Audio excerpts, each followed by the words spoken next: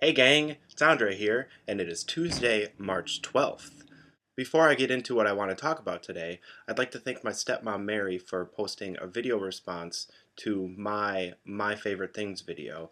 You can check out the video here. I'll post a link to it if you haven't seen it yet. Few interesting things, Mary. I also have that same Debussy book. And you can see lots of markings from my piano teacher my first year in undergrad when I was working on Debussy's Pour le Piano suite. Also, everybody, Five Awesome Musicians and beyond, I think we all need to go to Denver the end of December to participate in or watch Maren Alsop and the Colorado Symphony and the choir do Too Hot to Handle. Road trip, anyone? Another thing, if you watch Mary's video, you will see their dog Wish, and he is just the best dog ever. So make sure you see Wish. And here's an interesting little tidbit. Over Mary's left shoulder, you will see something hanging on the wall, long. That is a servant bell pull from the Helen Keller estate. She can tell you the whole story about how that came to be, because I can't remember all the details. But I just thought I would let everybody know. I'm coming to you today from a different point in my room. Behind me you will see my bookshelf, a little disorganized, but that's kind of how my life is. Over my right shoulder there's some pictures from my first trip to Europe. We have the graves of Brahms and Schubert, as well as the Eiffel Tower, and not the real Michelangelo David, but the fake one that overlooks the city of Florence. The other picture over my right shoulder here is from the Dave Douglas album, The Infinite. It's a picture of the quintet that was on the album as well as the recording engineer. I had it signed by a few of the musicians when I went to see them perform at the Dakota, which is one of the best jazz clubs in the country. It's in Minneapolis, downtown Minneapolis. It is great. I was particularly pleased to see them that evening because I had been talking with Uri Kane for quite a while about his Goldberg Variations project, and I finally got the chance to meet him that evening at the Dakota. Over the last week, all of us have been talking about what our favorite Sondheim musicals are, because Steven talked about them in his bonus video from last weekend. We have a nice little poll on our Facebook page, and we'd like to hear what your favorite Sondheim musical is. My favorite Sondheim musical is Assassins. I think it's his best show musically, lyrically, and I think it's the most tightly crafted show that he's done. If I had to choose a least favorite Sondheim show, it would be Into the Woods. The thing about Sondheim shows is that I like a lot of the music from almost all of his shows. But when performed on stage, you tend to see some flaws and some cracks showing within the musical itself. And that's understandable because for many of Sondheim's shows, he's trying something new. He's trying to experiment with either the form or the content, and it's not always 100% successful. I really like Company, but man, when you get into that second act, ugh, just like Poor Baby and then Barcelona, you're like, just get on with it already.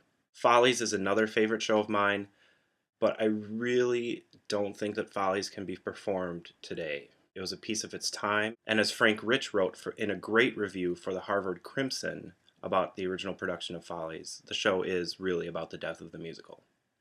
I'm also just not a fan of Sweeney Todd. I don't know. Maybe I'm just over it, but I'm kind of done with Sweeney Todd.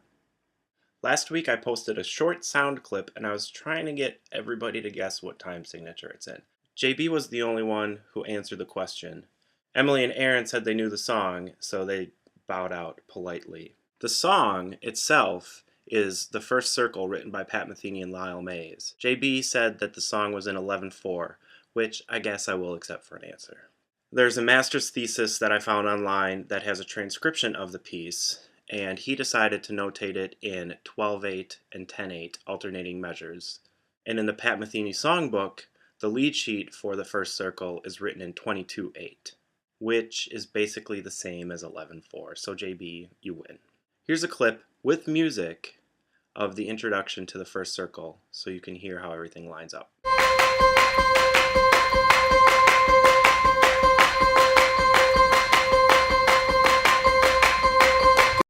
Now, if you follow me on Twitter or Tumblr, you know that Thursday was one of the best mail days ever. Because I finally got a complete transcription of Brad Mehldau's Elegiac Cycle. I've really enjoyed Brad Mehldau's playing since about 11th grade when Joshua Redman's Mood Swing album came out. Elegiac Cycle is Brad Mehldau's first solo album, and like the title implies, it is a cycle of elegies for different people or different ideas or different things. It is steeped in romanticism.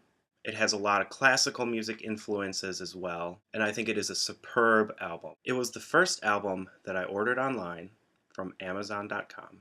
I ordered it the first semester of my freshman year in college. I was so into the album, I transcribed some of it, but really a lot of it was beyond my grasp to transcribe at the time, and it still is. But I did do a transcription of the opening song, Bard. It's one of the first YouTube videos I ever made. And I do have to say, compared with other transcriptions of that piece I found online, and the transcription in Philippe Andrei's book, I did a pretty darn good job. I also transcribed Goodbye Storyteller for Fred Moreau.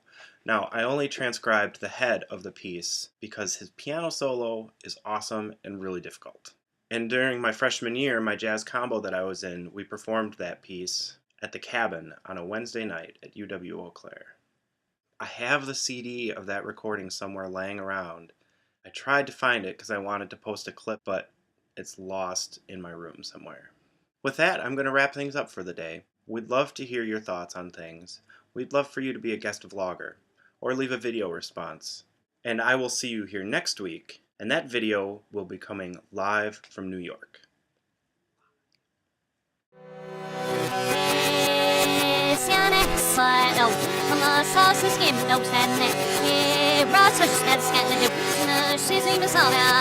Sometimes I feel bad that my videos don't have all these weird cutaway angle shots like JB's.